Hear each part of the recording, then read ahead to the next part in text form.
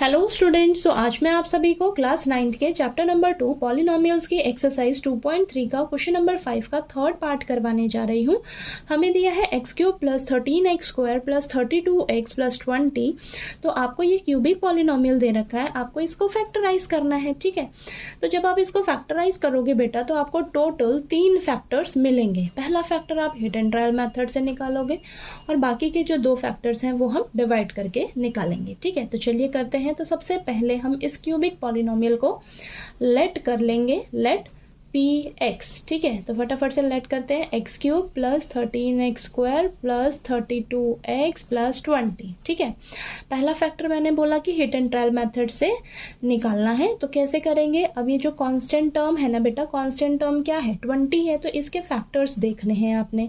तो फैक्टर्स क्या होंगे आपके पास? 20 के फैक्टर्स होंगे हमारे पास plus minus 1 plus minus 2 plus minus 4 plus minus 5 plus minus 10 plus minus 20। तो ये सारे फैक्टर्स होंगे आपके इस क्यूबिक पॉलिनोमियल के। ठीक है, तो हम यहाँ पर -1 जो है वो पुट करके इसमें चेक करेंगे। देखिए, इसमें से ना आपने कोई भी वैल्यू जो है इस पॉलिनोमियल में रखकर चेक कर लेनी है। ठीक है, तो ज़्यादातर हम स्टार्टिंग वाली ही रखकर चेक करते हैं। तो अगर आपका पॉलिनोमियल 0 हो जाता है तो वहाँ से हमें फैक्टर मिल जाएगा। ठीक है, तो आपने हिट एंड ट्रायल मेथड का यूज़ करना है। तो मैं यहाँ से -1 जो है ना, इसका फैक्टर -1 यहाँ पर रखकर चेक करती हूँ। ठीक है, तो x की जगह मैं यहाँ पर -1 पुट करके देखती हूँ क्या मेरा पॉलिनोमियल जो है ये 0 हो जाता है। ठीक है, तो -1 रखेंगे, जहाँ जहाँ x है वहाँ वहाँ -1 पुट कर लीजिए। ठीक है, तो ये मैंने -1 रख लिया। तो यहाँ पर सॉल्व कर लेते हैं। तो -1 ये आ जाएगा प्लस 13 माइनस 32 प्लस 20। ठीक है, तो चलिए इसको सॉल्व कर लेते हैं। माइनस वालों को -1 minus 32 minus minus plus, minus का 33 प्लस 13 प्लस 20 प्लस का 33। ये सॉल्व करके आपको 0 मिल रहा है, यानी कि -1 वैल्यू रखने पर इस क्यूबिक पॉलिनोमियल में आपका आंसर 0 आ रहा है। तो -1 is the 0 of this cubic polynomial.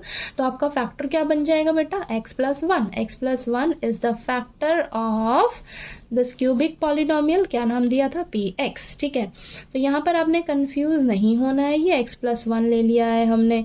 कैसे? देखिए, x की जगह आपने क्या रखा है? -1। ठीक है, तो -1 जब इस साइड आएगा तो +1 हो जाएगा ना। तो ये जो x प्लस 1 है ये हमारा फैक्टर, ये हम फैक्टर लिखते हैं। ठीक है, तो x plus 1 is the factor of this polynomial. ठीक, -1 होगा तो x प्लस 1 हो जाएगा, +1 होगा तो x -1 हो जाएगा। इस चीज का ध्यान रखना है आपने। ठीक है, तो चलिए, अब आपको एक फैक्टर तो मिल गया हिट एंड ट्रायल मेथड से। बाकी के 2 फैक्टर्स हम क्या करेंगे? इस फैक्टर से इस क्यूबिक पॉलिनोमियल को डिवाइड कर लेंगे। ठीक है, तो वहां से सॉल्व करके आपको मिलेंगे। तो x cube plus 13x square plus 32x plus 20। ठीक है, x प्लस 1 से हम इसको डिवाइड करेंगे। डिवाइड बड़े ध्यान से करना है आपने। ठीक है, तो देखिए कैसे करते हैं। आपको ना ये जो फर्स्ट टर्म है ना बेटा, ये सेम बनानी होती है। क्यों? क्योंकि इसको हमें कैंसल करना होता है। तो अब कैसे करेंगे? देखिए, एक्स क्यूब है। अब ये इसका पहला टर्म देखिए, बाहर पहला टर्म देखिए, एक्स क्यूब है और यहाँ पर एक्स है। तो मैं एक्स को किससे मल्टीप्लाई करूं कि मुझे एक्स क्यूब मिल जाए?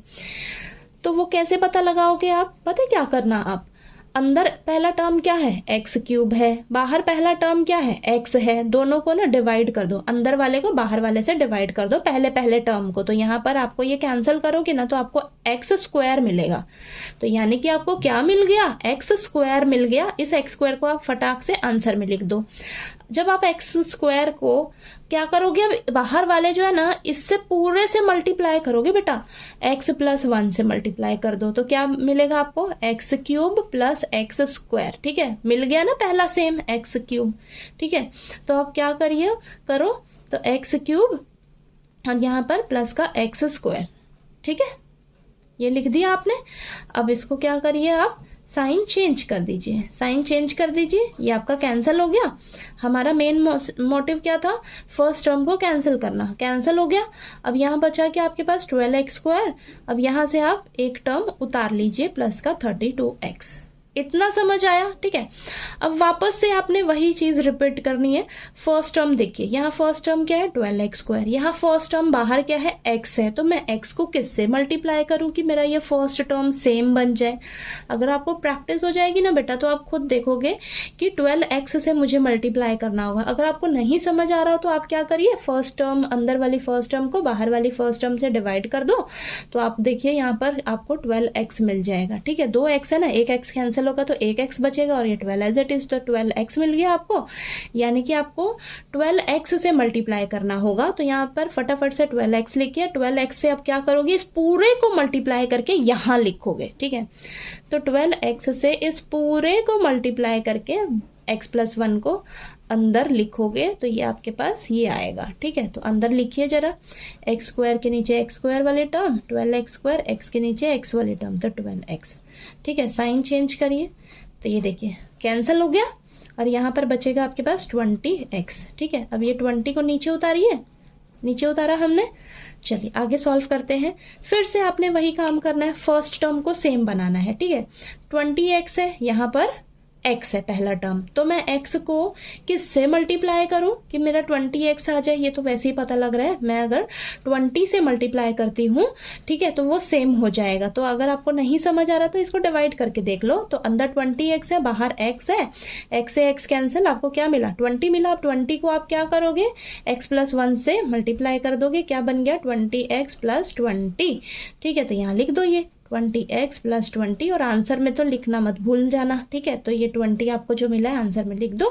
अब माइनस साइन चेंज कर देंगे, ये कैंसिल हो गया, रिमाइंडर 0। रिमाइंडर 0 बचना चाहिए, क्यों, क्योंकि ये फैक्टर है इस क्यूबिक पॉलिनोमियल का, तो आपका ये पूरा खत्म हो जाएगा क्वेश्चन। ठीक है, अब देखिए आपको यहाँ पर ये क्वाड्रेटिक पॉलिनोमियल मिलेगा बेटा। ठीक है, तो हम क्या करेंगे, अब इस क्वाड्रेटिक पॉलिनोमियल को सॉल्व करेंगे।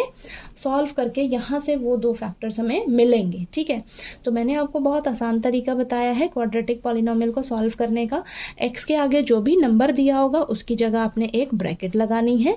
ठीक है, बाकी सभी टर्म्स को एज इट इज़ उतार लेना है। ठीक है, अब ये दो नंबर्स आपको कहाँ से मिलेंगे, देखिए आपने क्या करना है, x² का कोफिशिएंट लेना है 1, कांस्टेंट टर्म देखिए क्या है 20 है, इन दोनों को मल्टीप्लाई किया 20 आया। 20 के फटाफट से फैक्टर्स निकाले आपने, देखते हैं हमारे पास फैक्टर्स क्या आते हैं। तो मेरे पास फैक्टर आए हैं 2 × 2 × 5। अब वो दो नंबर्स ऐसे होने चाहिए जिन्हें आप मल्टीप्लाई करो तो 20 आए, और दो नंबर्स ऐसे होने चाहिए जिन्हें हम प्लस ही क्यों बोला, कांस्टेंट टर्म प्लस का है तो वो दो नंबर प्लस होंगे, कांस्टेंट टर्म माइनस है तो वो दोनों नंबर माइनस होंगे। और वो दो नंबर प्लस होके जिसकी जगह आपने ब्रैकेट लगाया, किस नंबर की जगह ब्रैकेट लगाया, 12 की जगह, तो वो दो नंबर्स ऐड करके आपको 12 मिलने चाहिए। तो अब इन फैक्टर्स में से ही कुछ आप पेयरिंग करिए। देखिए अगर मैं 2 और 5 को मल्टीप्लाई करती हूँ तो मुझे 10 मिलता है, 10 और 2 को मल्टीप्लाई करें तो 20, 10 और 2 को ऐड करें तो 12 मिल रहा है।